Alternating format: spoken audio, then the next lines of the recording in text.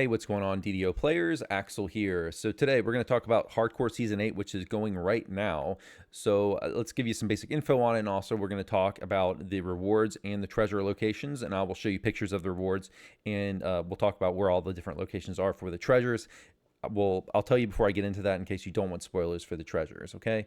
So, Hardcore, if you're not aware what Hardcore is, it is a server that is only up during certain periods of the year, and on this Hardcore server, if your character dies, you can't play that character anymore for that season. However, if your character dies, you can transfer it to the main servers after the Hardcore season is over, but as far as that season, if you die once, that's it. You are transported to what's called the Land of the Lost Souls, where you can't do anything. All right, you can't even move inventory off the character. So let's just talk a little bit about the rewards and some of the twists this season. So the twist this season is it's essentially a treasure hunt. So there are different treasures hidden in optionals throughout the game. The players have figured them all out at this point. The season's been going for about a week at this point. You got to find these treasures located in certain optionals. If you gather certain amounts of treasures, you get certain rewards. So there are 13 treasures to find in total throughout the game, and there is a reward for finding 7 of them, and then there's a reward for finding 13 of them. And you do have to find separate treasures. You can't just get one and farm it 7 times. Okay, and these treasures do appear on all difficulties, on normal, hard, elite, and reaper. However, on casual they also appear, but it is not a 100% drop rate on casual, so be aware of that. But you can certainly, if you want to just take an easy route this season and you just want to get the treasures, you could play everything on normal. You can still get the treasure rewards. All right.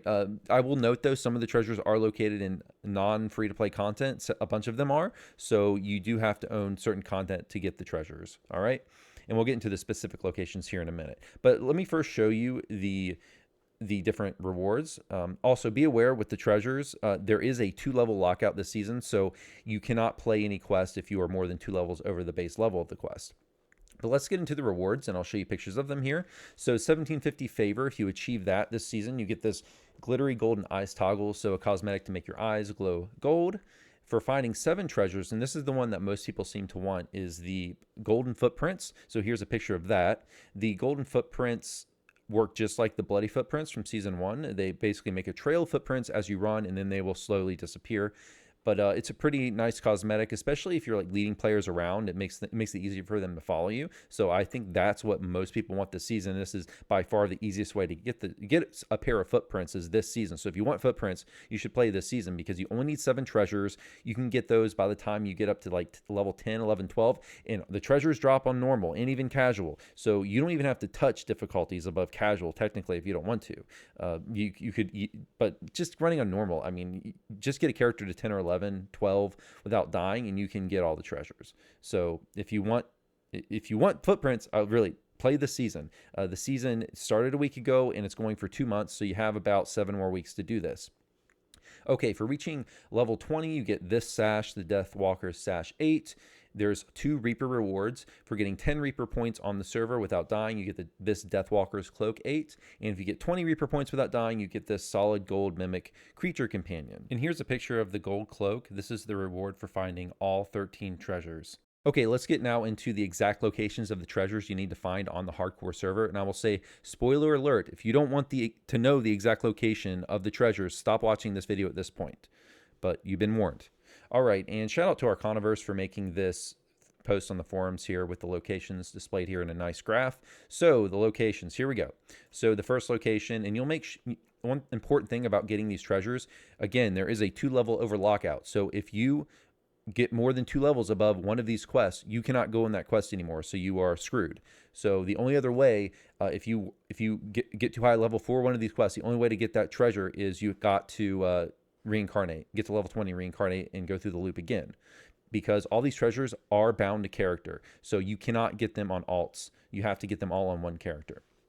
All right, the first one is the Skeletal Mage optional and Sacrifices, level 1 in Korthos. So that one's really easy. Make sure you don't miss that. The next one is Immortality Lessons in the Feywild, the optional with the Curious Door. So that's right at the beginning of the quest. That one's really easy to get as well. The next one is the Pit. This is level 7 quest, and you do have to do most of the quest in order to get this one. So I know a lot of players, me included, don't really know the pit that well. So you might want to go through the pit on the regular server, or find someone to group with who can show you through the pit to get this optional. Into the Deep, there's the pit there at the center of the level at the end of the quest. You'll want to get a chest there. Invitation to Dinner number 5. So this is in Ravenloft. The Engaged Stradigan optional.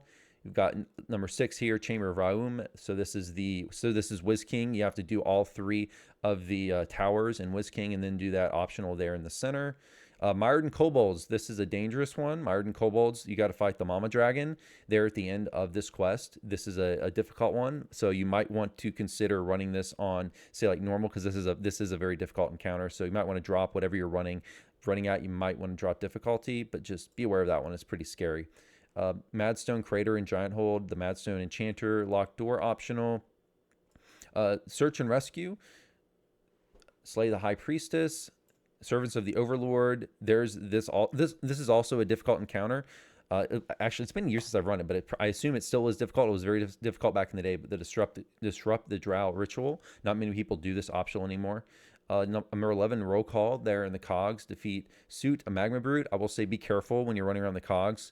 It is easy to fall in the lava and die, particularly when you're going to the Magma Must Flow. But you do have to go through some lava to get to Roll Call. So just be aware of that.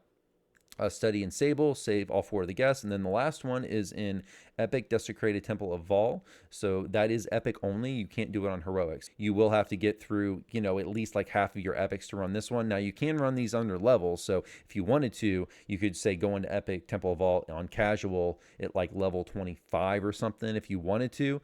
So just be aware, you don't technically have to get to level 29. You can run these under level on casual or something and get the chests. But yeah, guys, that's that's all the locations as far as we know, and Players is pretty sure we found them all at this point, because there is, as I said before, the 13 treasure turn in for the gold cloak, and then the 7 treasure turn in for the footprints. So you can miss some of them if you just want the footprints. You can be pretty lenient. Like if you don't know the pit, you could skip that one. But yeah, just be aware of that, guys. I will also, again, say, if you just want the footprints, guys, you don't have to run stuff on Elite. You can be very, very safe this season. This stuff drops on normal. It even drops in casual. So if you just want the footprints, just level on normal. Being on a first life character on hardcore, it's half the XP of a third life and above character.